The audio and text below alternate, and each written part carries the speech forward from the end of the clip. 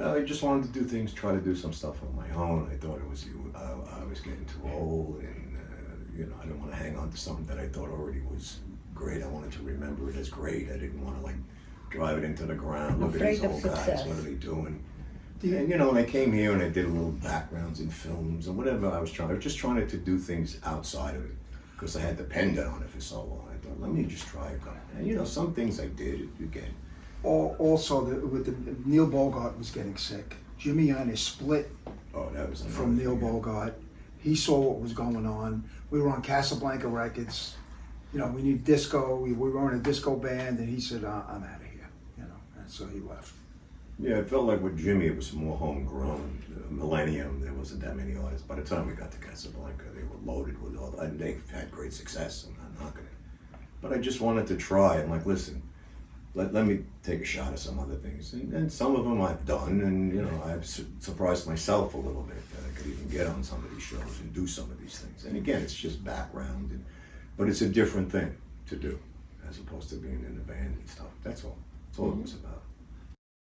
Well, Flashdance was through Giorgio, through Donna.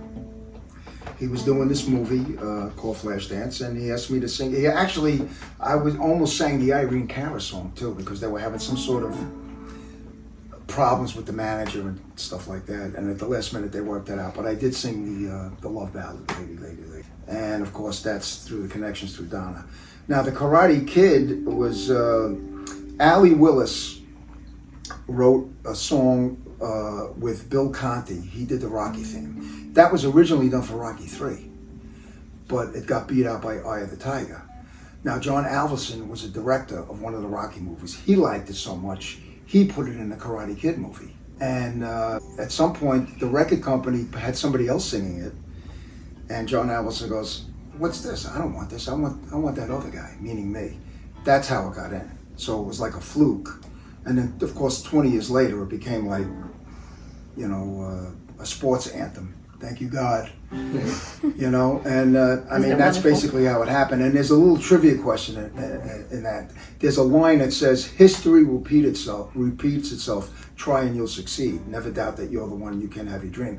Doesn't really match up with the Karate Kid because it's the first time he's fighting, but it's about Clubber Lang and Sylvester Stallone for Rocky 3. Interesting. He loses and then he wins again. So that's, His son played baseball, professional baseball for the Colorado Rockies.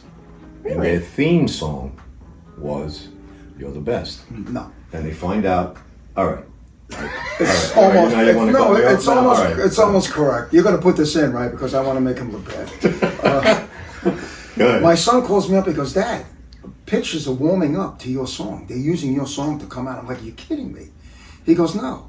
And that was the beginning of coming back, 15 or 20 years later. Because the hit from that movie was the Bananarama song, "Cool Cruel Summer." You're the best. That's right. And now this has become, like I say, it's a gift from God. So. But anyway, that's how it had a second life. Was through the Colorado Rockies and working out. I didn't know that either.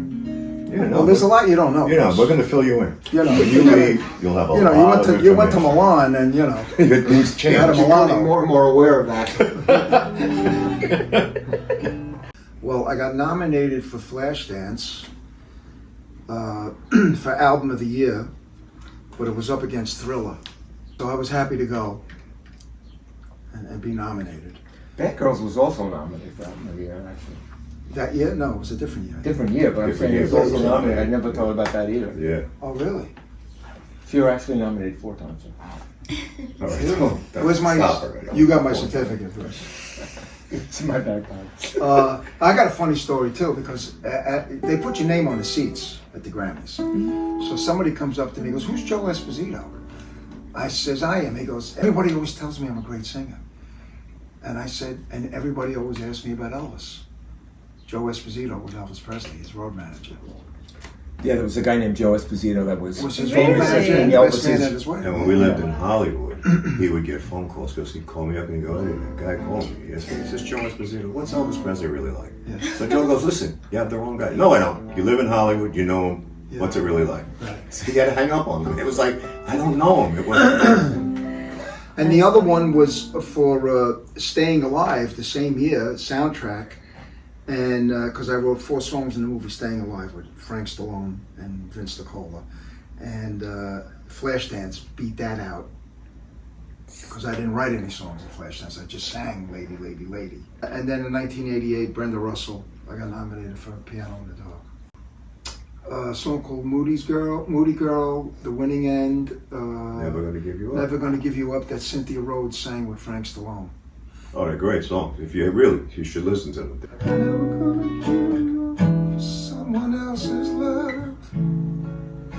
Never gonna let you go and lose the one I love. Oh, tonight. Don't did shit. I mean that. So there's a sequence in the film where he's dancing with her. It's just the two of them. It's Travolta and Cynthia Rhodes, and they're playing this. But it's just a sequence of them alone. It's a beautiful little sequence. That's cool. Nice. Yeah, told you, I always loved it. You should record that song, Joe. Well, he has it with Cynthia Rhodes. I mean, they let him do a version. Yeah. Yeah. You want to engineer it? Are you busy this week? Let's go in and do it, yeah. I love him. Bruce would say, play my face. Oh, I was with him on that session. I forgot who he was talking to. The guy went, what'd you say? Can you just go like this? And he made like this face, and the guy tried to play it. I don't know if it was Tommy James' session. I don't remember what it was. I don't know. Yeah, You play guys my know face. Tommy James too? He knew Tommy. Yeah, well, James. he's more. But it's funny. Remember when Pepe called him that day and we were here? Yeah, you were going to do it for your show. He calls Tommy James. The next week, I'm on a plane with Tommy James. Ah. And I went, Tommy, Joe, I was just speaking to Pepe. I said, I was there when you were speaking to him. He's a nice guy. He's a great guy, yeah.